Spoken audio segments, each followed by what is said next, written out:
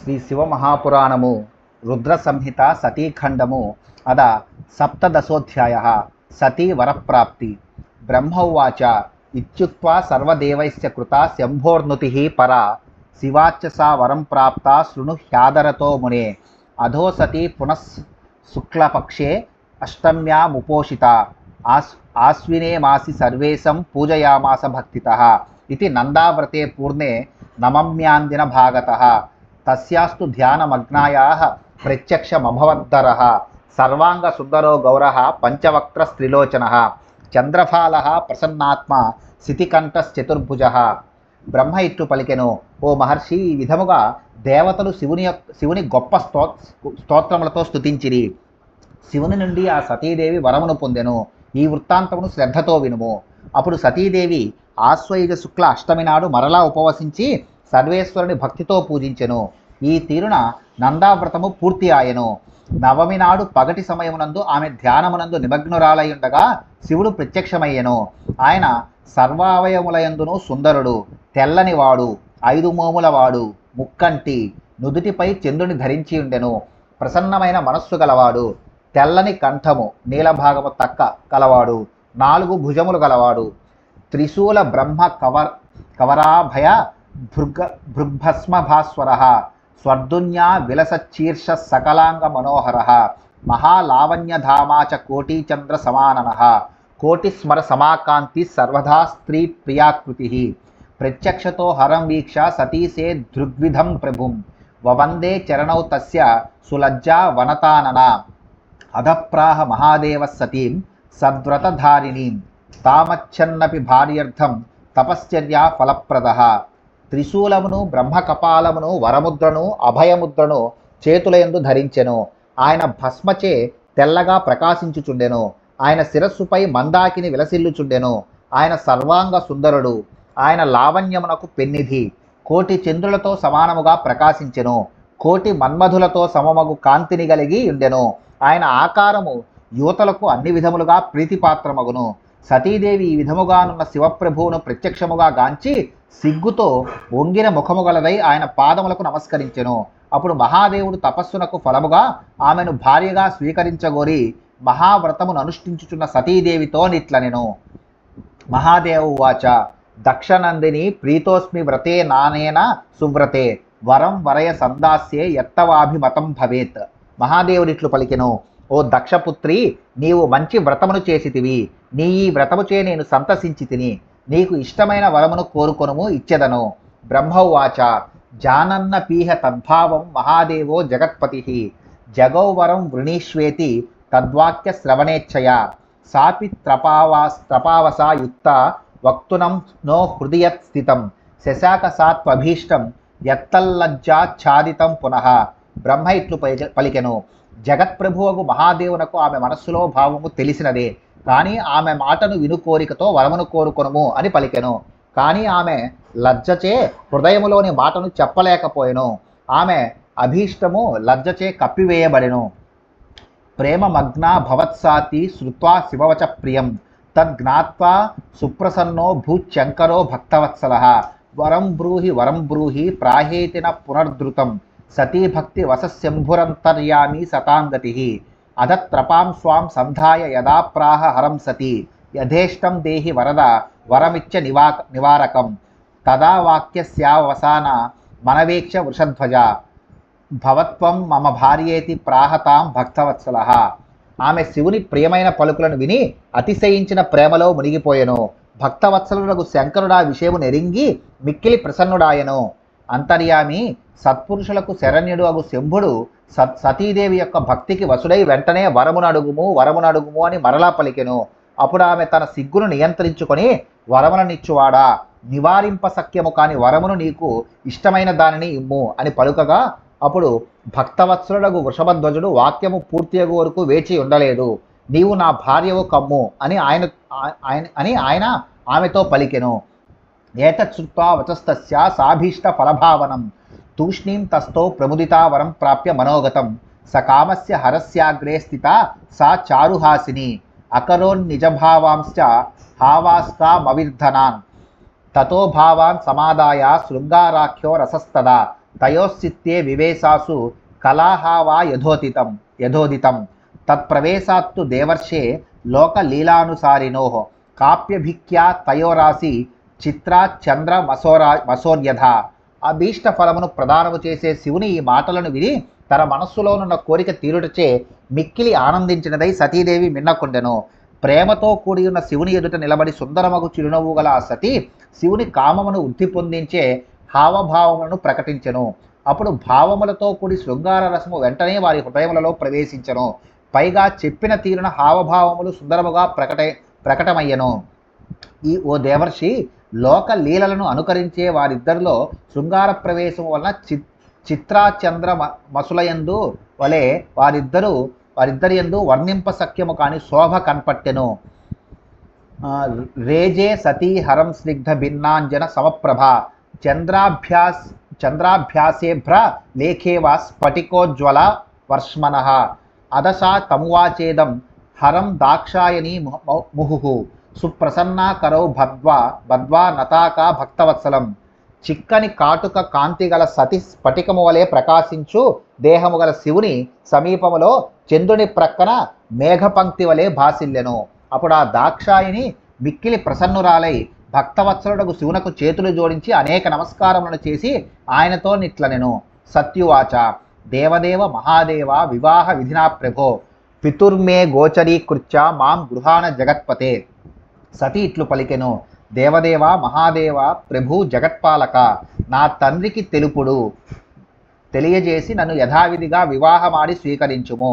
బ్రహ్మోవాచ, ఏవం సతీ వచశ్రుత్వా మహేశో భక్తవత్సలః తథాస్త్వితి వచఃప్రాహ నిరీక్ష ప్రేమతశ్చతాం దాక్షాయణ్యపి తం నత్వా శంభుం విజ్ఞాప్య భక్తితః ప్రాప్తాజ్ఞా మాతురభ్యా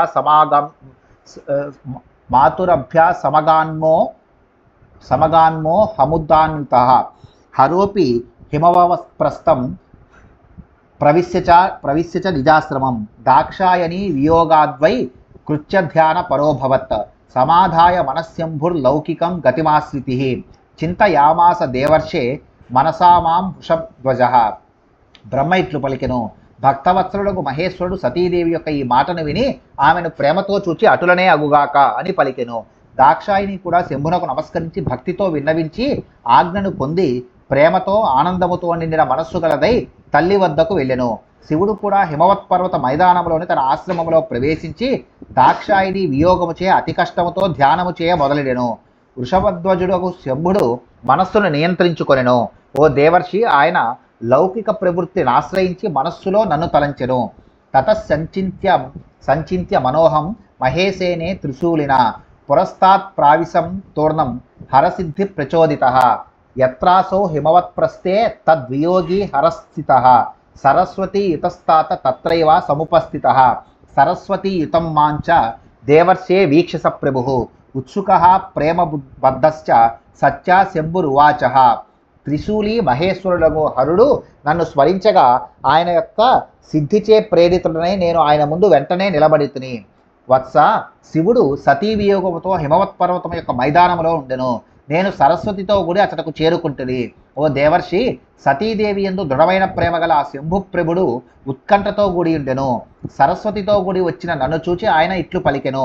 శంభురువాచ, అహం బ్రహ్మన్ స్వార్థపరః పరిగ్రహ కృతౌ చ యత్ తదా స్వత్వమివ స్వార్థే ప్రతిభాతి మయాధునా అహమారాధిత సత్య దాక్షాయణ్యాధ భక్తితః తస్మై వరో మయా దత్తో నందావ్రత ప్రభావతః భర్తా భవేతి చ తయా మత్తో బ్రహ్మన్ వరో వృతః మమ భార్యా భవేత్యుక్తం మయా తుష్టేన సర్వదా అధావదత్తదా మాంసా సతీ దాక్షాయణీ త్వితి పితుర్మే గోచరీకృత్య మాం గృహాన జగత్పతే. శంభుడు ఇట్లు పలికెను, హే బ్రహ్మన్, నేను వివాహమును చేసుకొనగోరి స్వార్థపరుడనైనాను. ఇప్పుడు నాకు స్వార్థ చింతనయే నా స్వభావం అన్నట్లు తోచుచున్నది. దక్షుని కుమార్తెయగు సతి నన్ను భక్తితో ఆరాధించెను. ఆమె చేసిన నందావ్రతం యొక్క ప్రభావముచే ఆమెకు నేను వరమునిచ్చి తిని. హే బ్రహ్మన్, నాకు భర్తవు కమ్ము అని ఆమె వరమును నా నుండి కోరెను. నేను ఎంతయూ సంతసించి ఇంటిని. నా భార్యవు కమ్ము అని అంటిని. అప్పుడు దక్షపుత్రియగు ఆ సతీదేవి నాతో ఇట్లనెను, హే జగత్ప్రభో, నా తండ్రికి నివేదించి నన్ను స్వీకరించుము.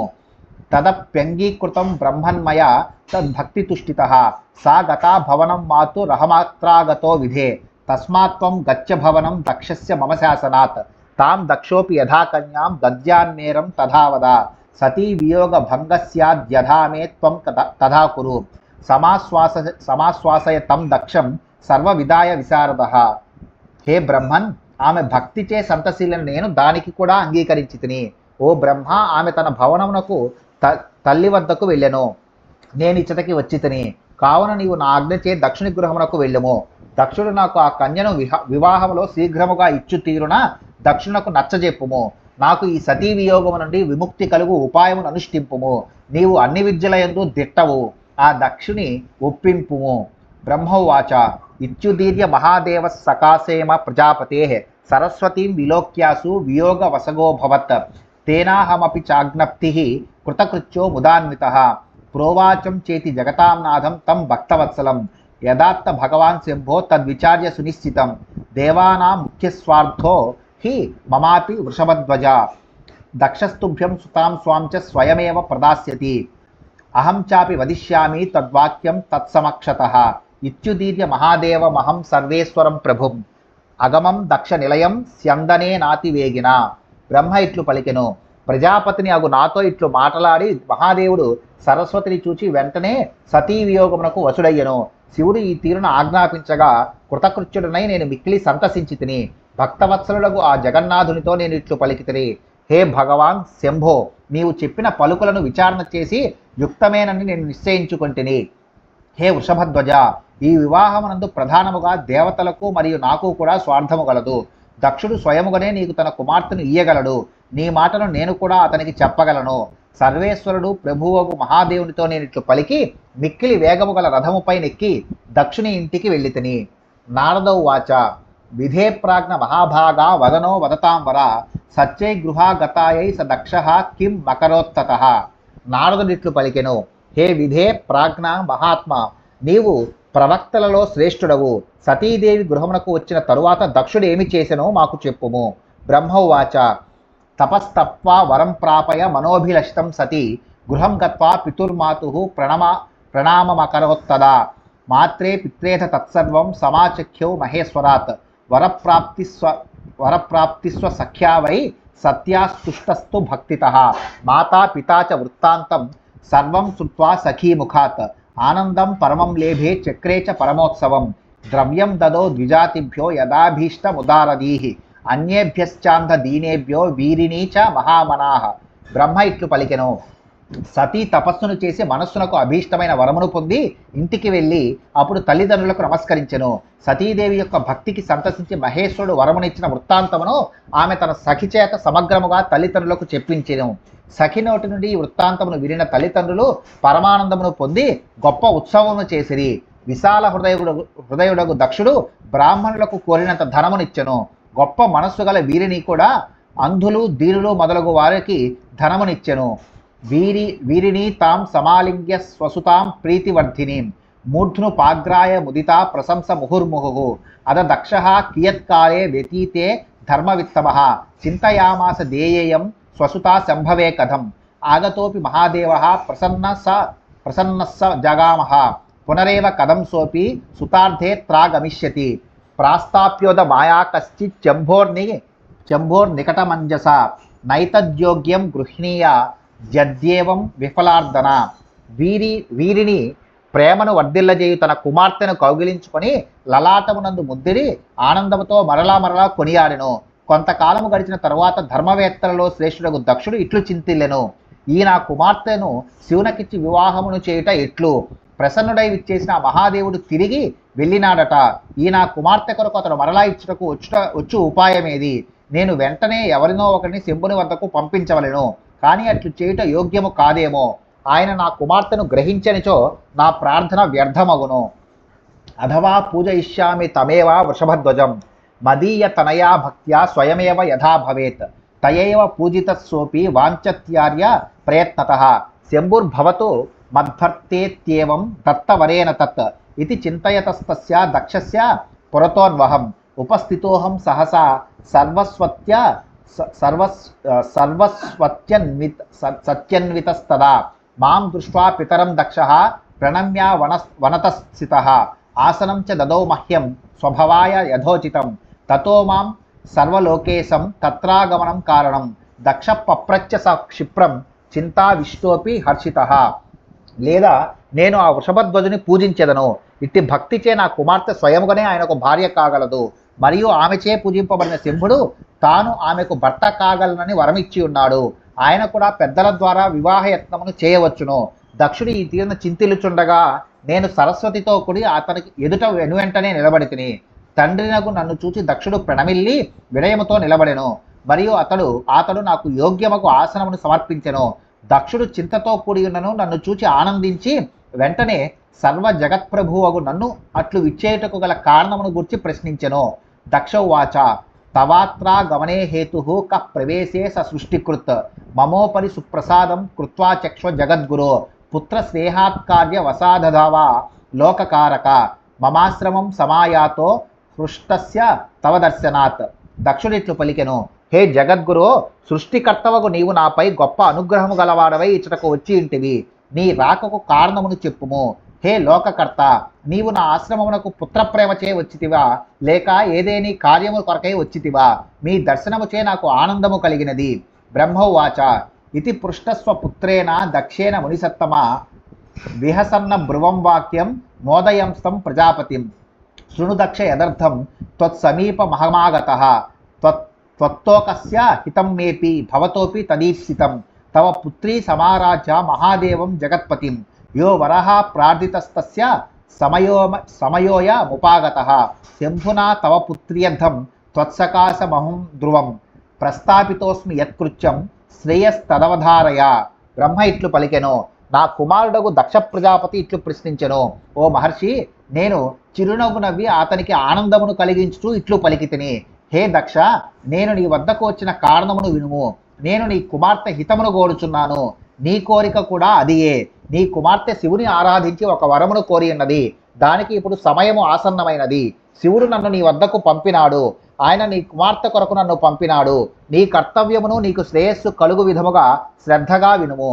వరం దత్వా గతో రుద్రాస్తావత్ ప్రభృతి శంకరః త్వత్సుతాయ వియోగేన న శర్మ లభతేంజస అలబ్ధ ఛిద్రమదనో జిగాయ గిరిసం నయం సర్వైః పుష్పమయైర్బాణైర్యత్నం కృత్వాపి భూరిసః స కామబాణా విద్ధోపి పరిత్యజ్యాత్మచింతనం సతీం విచించతయాన్నాస్తే వ్యాకులః ప్రాకృతో యథా విస్మృత్య ప్రసృతాం వాణీం గణాగ్రే విప్రయోగతః క్వ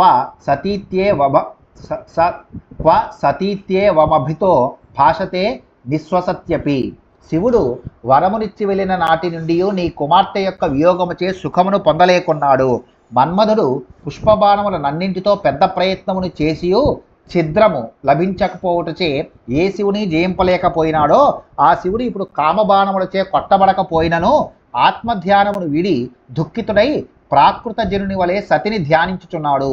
ఆయన వియోగ దుఃఖితుడై గణముల ఎదుట ఆరంభించిన ప్రసంగమును మరచి సతి ఎక్కడా అని పలికి నలువైపులా పరికించుచున్నాడు మరియు నిట్టూర్పులను విడుచుచున్నాడు. మయా యద్వాంఛితం పూర్వం త్వయాచ మదనేనచ మరీచ్యాద్యైర్మునివరై స్తతి సద్దమధునాసుత త్వత్పృచ్చార్య రాధితా శంభుస్సోపి తస్యా విచింతనాత్ అనురోధయితుం ప్రేప్సుర్వర్తతే హిమవద్గిరో యథా నానా విధైర్భావై సత్వాత్తేన వ్రతేన చ శంభురారాధితస్తేన తథైవరాధ్యతే సతి తస్మాత్తు దక్షతనయాం శంవర్ధం పరికల్పితాం తస్మై దేహ్య విలంబేన కృతాతే కృతకృత్యత. కుమార, పూర్వము నేను, నీవు, మన్మధుడు మరియు మరీచి మొదలగు మహర్షులు దేనిని కోరిరో అది ఇప్పుడు సిద్ధించినది. నీ కుమార్తె శంభుని ఆరాధించినది. ఆయన ఆమెను ధ్యానించుచు ఆమెను పొందగోరి ఆమెకు అనుకూలుడై హిమవత్ పర్వతమునందున్నాడు. ఆమె నానావిధ భావములతో సత్వగుణశీలి అయి దృఢవ్రతముతో శంభుని ఏ తీరున ఆరాధించినదో ఆయన ఆ సతిని అటులనే ఆరాధించుచున్నాడు.